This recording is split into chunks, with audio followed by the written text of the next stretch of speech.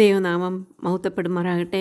ഇന്ന് എന്നെ ശ്രവിക്കുന്ന എൻ്റെ എല്ലാ പ്രിയപ്പെട്ടവർക്കും നമ്മെ ചേർത്തുകൊള്ളുവാനായി വേഗം വരുന്ന കർത്താവായ യേശു ക്രിസ്തുവിൻ്റെ നാമത്തിൽ സ്നേഹവന്ദനം. ഈ ദിവസങ്ങളിൽ നാം വളരെ പ്രധാനപ്പെട്ട ഒരു സത്യം അല്ലെങ്കിൽ ഒരു ദൈവത്തിൻ്റെ ഒരു കൽപ്പന, ദൈവത്തിൻ്റെ ഒരു ലോ പഠിക്കുകയായിരുന്നല്ലോ. അത് മറ്റൊന്നുമല്ല, ഗലാത്യലേഖനത്തിൽ പറയുന്ന പോലെ വഞ്ചനപ്പെടാതിരിപ്പിൻ, ദൈവത്തെ പരിഹസിച്ചുകൂടാ, മനുഷ്യൻ വിതയ്ക്കുന്നത് തന്നെ കൊയ്യും എന്ന് പറയുമ്പോൾ 4 പ്രധാനപ്പെട്ട കാര്യങ്ങൾ അതിൽ നിന്ന് നമുക്ക് മനസ്സിലാക്കുവാനായിട്ടുണ്ട്. നാം അതിൽ ഒന്നാമത്തെ പോയിൻ്റ് കണ്ടു. നാം വിതയ്ക്കുന്നത് കൊയ്യുവാൻ വേണ്ടിയാണ്. 2 തരത്തിലുള്ള വിത്തുണ്ട്, ജഡത്തിൻ്റെ വിത്തും ആത്മാവിൻ്റെ വിത്തും. 2ാമത്തെ പോയിൻ്റ് നാം കണ്ടു, വിതയ്ക്കുന്നവൻ ഏത് വിത്ത് വിതച്ചോ അതിൻ്റെ ഫലം തന്നെ കൊയ്യും. അതിൽ 3ാമതായിട്ട് നാം ഇന്ന് കാണാനായിട്ട് ആഗ്രഹിക്കുന്നത് വിതയ്ക്കുന്നതിലും അധികം കൊയ്യും. ഹോശേയ പ്രവാചകൻ്റെ പുസ്തകം 8ാം അധ്യായത്തിൻ്റെ 7ാം വാക്യം, അവർ കാറ്റ് വിതച്ചു, ചുഴലിക്കാറ്റ് കൊയ്യും. അതിന് തണ്ടില്ല, ഞാറ് മാവിന് നൽകിയാൽ അന്യജാതികൾ അതിനെ വിഴുങ്ങിക്കളയും. ഇവിടെ പറയുന്ന അവർ കാറ്റ് വിതച്ചു, ചുഴലിക്കാറ്റ് കൊയ്യും. വിതയ്ക്കുന്നതിലും അധികം കൊയ്യും. നമുക്ക് അത് മനസ്സിലാക്കുവാനുള്ള ഒരു ബുദ്ധിമുട്ടുമില്ല. നമ്മൾ ഒരു മാവ് നട്ടു, ഒരു മാവ് നട്ടതിന് ശേഷം അത് വലുതായി അതിൽ നിന്ന് മാങ്ങ ഉണ്ടാകുമ്പോൾ ഒരു മാവിൽ നിന്ന് ഒരു മാങ്ങയല്ല നമുക്ക് തിരിച്ചു കിട്ടുന്നത്. അനേകം മാങ്ങകൾ നമുക്ക് കിട്ടും.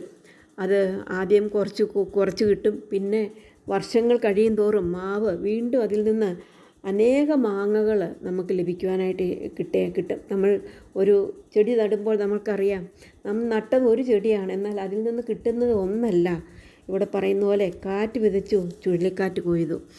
ഒരു മാവ് നട്ടെങ്കിൽ അനേക വർഷക്കാലം അനേക മാങ്ങ നമുക്ക് അതിൽ നിന്ന് ലഭിക്കുവാനായിട്ട് സാധിക്കും.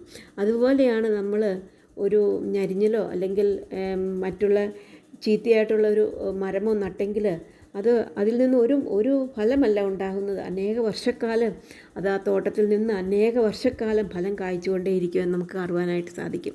അപ്പോൾ നമുക്കിവിടെ കാണുവാനായിട്ട് അറിയുന്ന വിതയ്ക്കുന്നതിലും നാം അധികം കൊയ്യുമെന്നുള്ളതാണ്. നമുക്ക് പത്രോസിൻ്റെ ജീവിതത്തോടുള്ള ബന്ധത്തിൽ നമുക്ക് ശ്രദ്ധിക്കുവാനായിട്ട് സാധിക്കും. പത്രോസ്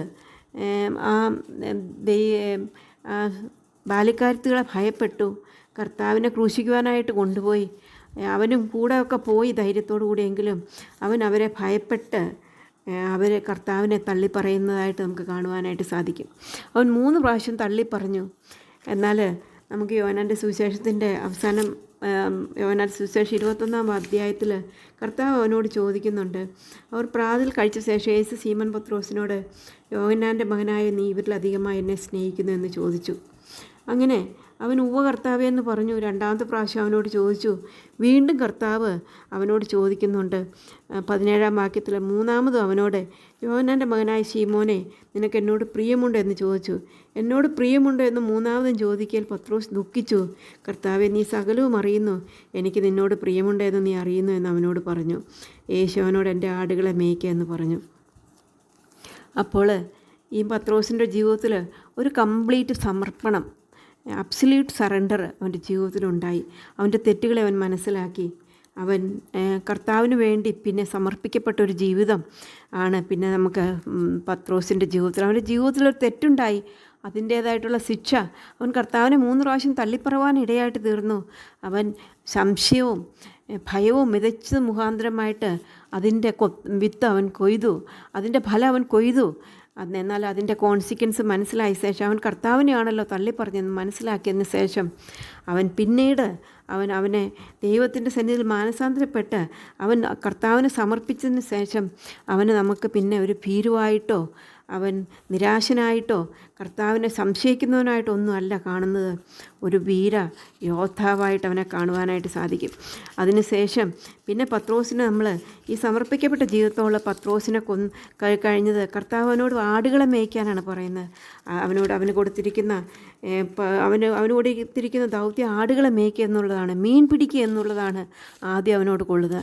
അവൻ വേണ്ടുവോളം പിന്നെ മീൻ പിടിക്കുന്നവനായിട്ട് തീർന്നു എന്നുള്ളത് നമുക്കാണ് കാണുവാനായിട്ട് സാധിക്കും.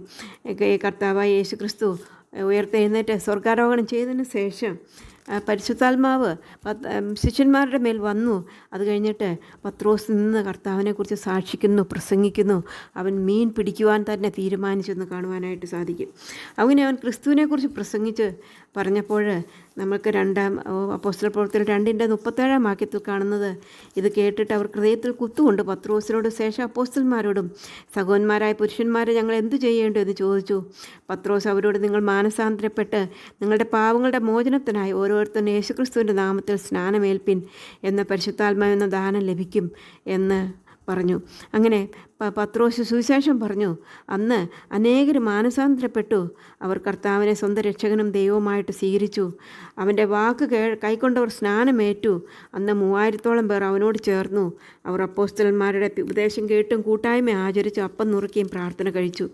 ഏകദേശം 3000-ഓളം പേർ ഒരു ദിവസം തന്നെ കർത്താവായ യേശു ക്രിസ്തുവിനെ സ്വന്തം രക്ഷകനായിട്ട് സ്വീകരിച്ച് അവരുടെ പാപങ്ങൾ അവർ മാനസാന്തരപ്പെട്ടു.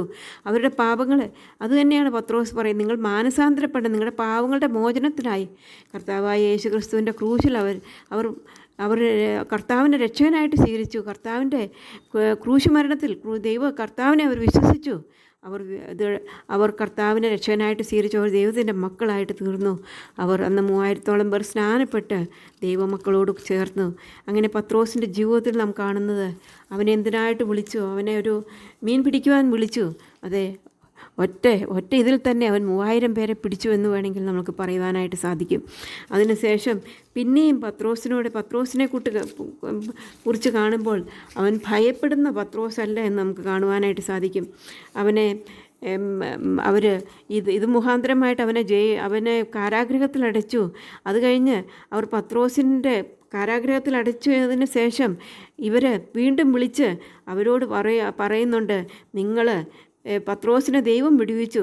അത് കഴിഞ്ഞിട്ട് 4:13 വാക്യത്തിൽ അവരെ വിളിച്ചിട്ട് പറയുകയാണ്, യേശുവിൻ്റെ നാമത്തിൽ അശേഷം സംസാരിക്കരുത്, ഉപദേശിക്കുമരുതെന്ന് കൽപ്പിച്ചു. അതിന് പത്രോസ്, യോഹന്നാനും, ദൈവത്തെക്കാൾ അധികം നിങ്ങളെ അനുസരിക്കുന്ന ദൈവത്തിൻ്റെ മുമ്പാകെ ന്യായമോ എന്ന് വിധിപ്പിൻ. ഞങ്ങൾ കണ്ടും കേട്ടുമിരിക്കുന്ന പ്രസ്താവിക്കാതിരിക്കാൻ കഴിയുന്നല്ല എന്ന് പറഞ്ഞു. അവൻ്റെ ധൈര്യം നമുക്കൊന്ന് കാണുവാനായിട്ട് സാധിക്കും. പത്രോസിനെ അവർ കാരാഗൃഹത്തിൽ അടച്ചു. എന്നാൽ അതൊന്നും പത്രോസിൻ്റെ ജീവിതത്തിൽ അവനെ പിന്മാറ്റത്തിലേക്ക് പോകുവാനായിട്ട് അനുവദിച്ചില്ല. അവൻ്റെ ധൈര്യം നമുക്ക് കാണാനായിട്ട് സാധിക്കും. 5:40 വാക്യത്തിലും അതുതന്നെ നമുക്ക് കാണുവാനായിട്ട് സാധിക്കും. അവിടെ നമ്മൾ കേട്ടത് അവർ കോപപരവശരായി പത്രോസിനെയും അവരെ ഒടുക്കിക്കളവാൻ ഭാവിച്ചു. അതിനുശേഷം 40 വാക്യത്തിൽ നമുക്ക് 5-ാം അധ്യായത്തിൻ്റെ 44 വാക്യത്തിൽ അവർ അപ്പോസ്തലന്മാരെ വരുത്തി അടിപ്പിച്ചു. ഈ അടി കൊണ്ടിട്ടൊന്നും പത്രോസിന് ഒരു മാറ്റവും ഉണ്ടായില്ല. ഇനി യേശുവിൻ്റെ നാമത്തിൽ സംസാരിക്കരുതെന്ന് കൽപ്പിച്ച് അവരെ വിട്ടയച്ചു. അപ്പോൾ അത് കഴിഞ്ഞിട്ട് തിരുനാമത്തിന് വേണ്ടി അവമാനം സഹിപ്പാൻ യോഗ്യരായി എണ്ണപ്പെടുകയാൽ അവർ സന്തോഷിച്ചുകൊണ്ട് ന്യായാധിപ സംഘത്തിൻ്റെ മുമ്പിൽ നിന്ന് പുറപ്പെട്ടു പോയി. പിന്നെ അവർ ദിനംപ്രതി ദേവാലയത്തിലും വീട് തോറും വിടാതെ ഉപദേശിക്കുകയും യേശുക്രിസ്തുവിനെ ക്രിസ്തു എന്ന് സുവിശേഷിക്കുകയും ചെയ്തുകൊണ്ടിരുന്നു. അതാണ് പത്രോസിനെ നമുക്ക് കാണുവാനായിട്ട് സാധിക്കുന്നു. പത്രോസിൻ്റെ ജീവിതത്തിൽ അവൻ ആ ജഡത്തിൻ്റെ വിത്ത് അവൻ വിതച്ചു. അവന് സംശയവും അവിശ്വാസക്കുറവും ഭയവും ഒക്കെ അവൻ്റെ ജീവിതത്തിൽ അവൻ വിതച്ചു. അതിൻ്റെ ഫലം അവൻ കൊയ്തു. അവൻ ദൈവത്തിൻ്റെ മുമ്പാകെ എന്നാൽ അവന് കർത്താവിനെ തള്ളിപ്പറവാൻ ഇടയായിട്ട് തീർന്നു. എന്നാൽ അവൻ്റെ ജീവിതത്തിൽ അവൻ വീണ്ടും ദൈവത്തിലുള്ള സമർപ്പണം, അവൻ പൂർണ്ണമായിട്ടും കർത്താവിനെ സമർപ്പിച്ചു, കർത്താവിനായിട്ട് ജീവിക്കുമെന്ന് തീരുമാനിച്ചു. അത് കഴിഞ്ഞ് പത്രോസിൻ്റെ ജീവിതത്തിൽ നാം കാണുന്ന മാനസാന്തരം, അവൻ്റെ ജീവിതത്തിലുള്ള ആ ആത്മാവിൻ്റെ ഫലം നമുക്ക് കാണാനായിട്ട് സാധിക്കും. 3000 പേർ രക്ഷിക്കപ്പെടുവാനിടയായി മാത്രമല്ല, ദിനം തോറും കർത്താവിനെക്കുറിച്ച് സാക്ഷിക്കുവാനും അനേകം രക്ഷിക്കപ്പെടുവാനും മാത്രമല്ല അനേക അത്ഭുതങ്ങളും അടയാളങ്ങളും ചെയ്യുവാനായിട്ട് പത്രോസിന് പിന്നെ സാധിച്ചു എന്ന് നമുക്ക് കാണുവാനായിട്ട് സാധിക്കും. യോപ്പയിലുള്ള പേടമാൻ എന്ന അർത്ഥമുള്ള തബീതയെ മരിച്ചവരിൽ നിന്ന് ഉയർത്തെഴുന്നേൽപ്പിക്കുവാൻ തക്കവണ്ണം ഉള്ള വിശ്വാസമുള്ളവനായിട്ട് പത്രോസ് തീർന്നു. അനേകരെ പത്രോസിൻ്റെ സാക്ഷ്യം മുഖാന്തരം, പത്രോസിൻ്റെ ജീവിത മുഖാന്തരം കർത്താവിനെ കണ്ടെത്തുകയും മാത്രമല്ല അനേകർക്ക് സൗഖ്യം ലഭിക്കുകയും ചെയ്യുവാനായിട്ട് ഇടയായിട്ട് തീർന്നു. അതേ ഇവിടെ നമുക്ക് ഹോശേയ പ്രവചനത്തിൽ വായിച്ചതുപോലെ കാറ്റ് വിതച്ചാൽ, അവിടെ നമുക്ക് ആ വാക്യം ഒന്നും കൂടെ വായിക്കാം. ഹോശേയ പ്രവചനത്തിൽ പറയുന്നത് 8ൻ്റെ അവർ കാറ്റ് വിതച്ചു, ചുഴലിക്കാറ്റ് കൊയ്യും. നമ്മുടെ ജീവിതത്തിലും നാം വിതയ്ക്കുന്നതിൻ്റെ ഇരട്ടി ഇരട്ടിയല്ല 100 ഇരട്ടി കൊയ്യുവാനായിട്ട് സാധിക്കുമെന്ന് മനസ്സിലാക്കിക്കൊണ്ട് ജഡത്തിൻ്റെ വിത്ത് വിതയ്ക്കാതെ ആത്മാവിൻ്റെ വിത്ത് വിതച്ചുകൊണ്ട് ജീവിപ്പാൻ കർത്താവ് നമ്മളെ സഹായിക്കട്ടെ.